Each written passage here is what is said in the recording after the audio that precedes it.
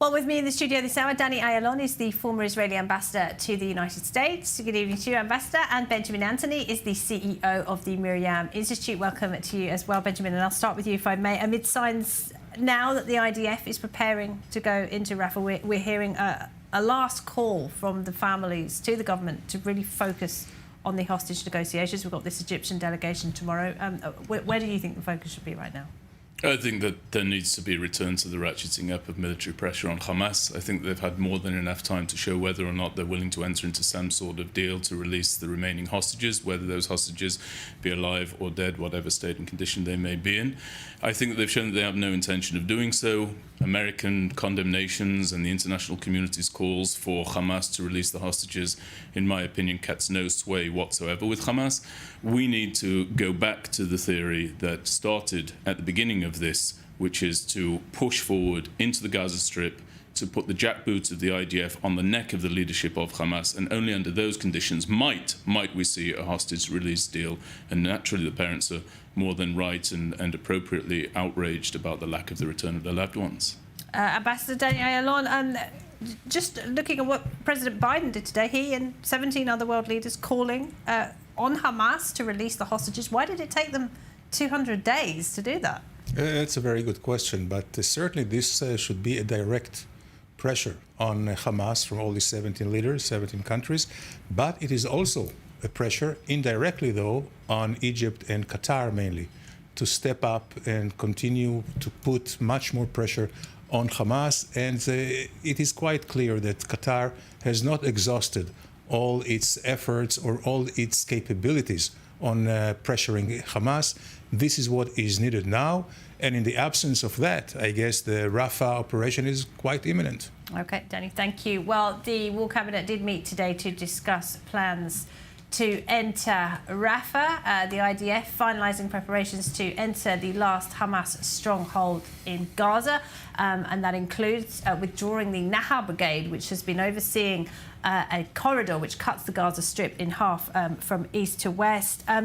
Benjamin Anthony, is it the right time then for the IDF to go into Rafah? We've been talking about this for such a long time now. We nevertheless do seem to be at a critical stage when it comes to the hostage negotiations. Do you still think, that the IDF needs to go into Rafah? 100%. I mean, the right time for the IDF to go into Rafah was prior to Ramadan. If anybody wanted to be conservative about that and give a slight pause, it ought to have been the first day of Ramadan and to see whether or not there was any will among Hamas for a release of the hostages. Given that there was no such will, we should have pushed forward. As I say, wars take on a momentum of their own. And one of the worst things that can happen in a war is to lose that momentum. Unfortunately, we did that, but now is the time to move back in there. And I have no concerns about our ability to dismantle the remaining battalions of Hamas inside the Gaza Strip. And we're capable of doing it. I want to ask you both about comments made by a Hamas official who spoke to the Associated Press.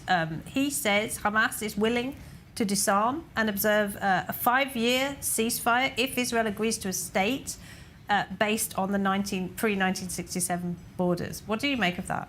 I think it's another bold statement that shows that Hamas is completely out of touch with the reality, the fact that Hamas does not even recognize Israel's right to exist, let alone that its own charter is actually, they are sworn on the demise of Israel and Jews worldwide.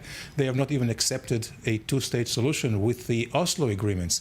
So whatever they say now is another ploy, maybe just to try and save the neck of Def and Sinwar, which we're not going to bite. Do you think this is a sign of desperation from Hamas? They seem to have drastically changed their position, although another official, I should point out, in another interview went on to say that any recognition of Israel would be temporary. Yeah, just a couple of points to your earlier question. I think one of the reasons you're seeing President Biden and the other world leaders call for the release of the hostages is because they can see Israel is ratcheting up to move into Rafah. And the only way that can possibly be averted is for the hostages to be released. The other thing that I will say is, in my opinion, the two-state solution was always a complete load of nonsense, ought to be consigned to the dustbin of history at the point of its birth and conception. And if anyone had any doubts about that, once you've got Hamas endorsing it, you realize that it can only be a plan and a policy that is deleterious to the good health of the state of Israel. I don't want to go down the rabbit hole too much, but sure. What is the alternative? Well, I've personally put alternatives forward. I don't think that now is the time to talk about establishing a state for the Palestinian Arabs in any way, shape or form. But there are alternatives. I think that the policy idea, the new state solution, which calls for the establishment of the state for the Palestinian Arabs in Gaza with contiguity into the Sinai Peninsula, is one that I put together, championed, talked to the White House, talked to the House and to the Senate. I think that it's worth looking at, but a precondition for that was the complete military toppling of Hamas, something we're now in the midst of doing. I think when the dust settles, we can perhaps look at in what constellation we could bring about some sort of autonomy or statelet for the Palestinian Arabs, but not now. Well, on that note, Egypt warned today that an Israeli offensive in Rafah could have catastrophic consequences. Earlier, President Sisi reiterated Cairo's firm stance against the displacement of Gazans into Egypt's Sinai province. Take a listen.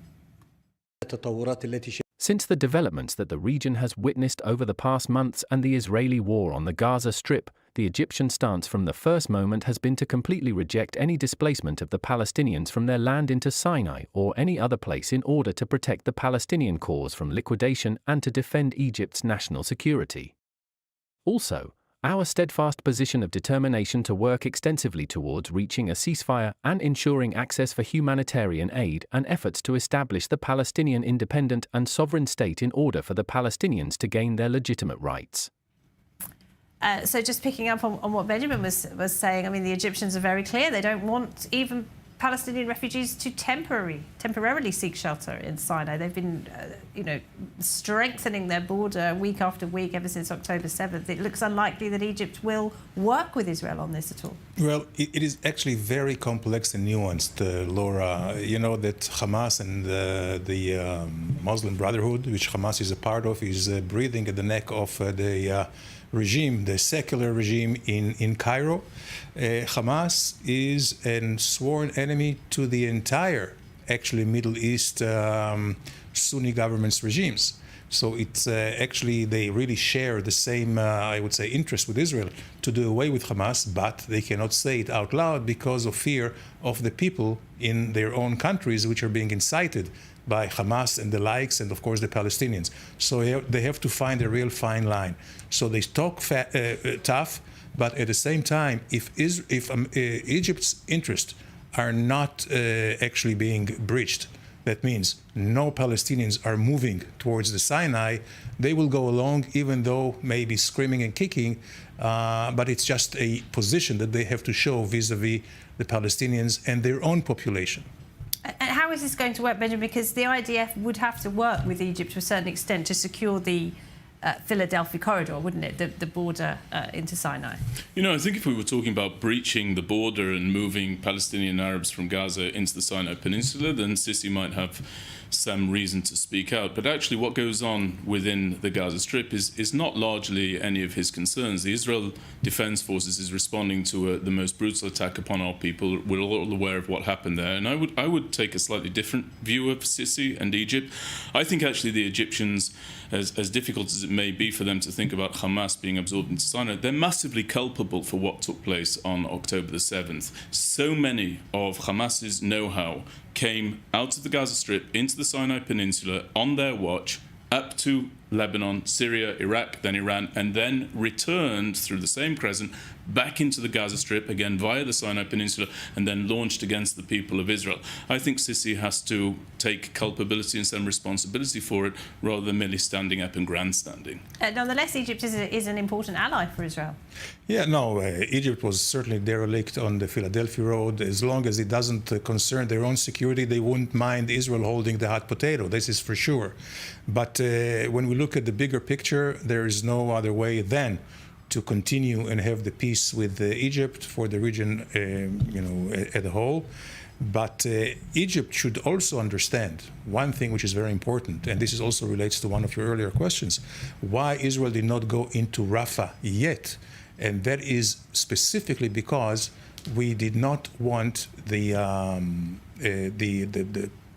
Palestinians in Rafah to be actually swarming over and stampeding over the border with Egypt. So this is why we had to do it in a very, very methodical way, although from a maneuverability and from a military strategy would have made more sense to do a pincer maneuver on both sides. Why do you think they didn't do that?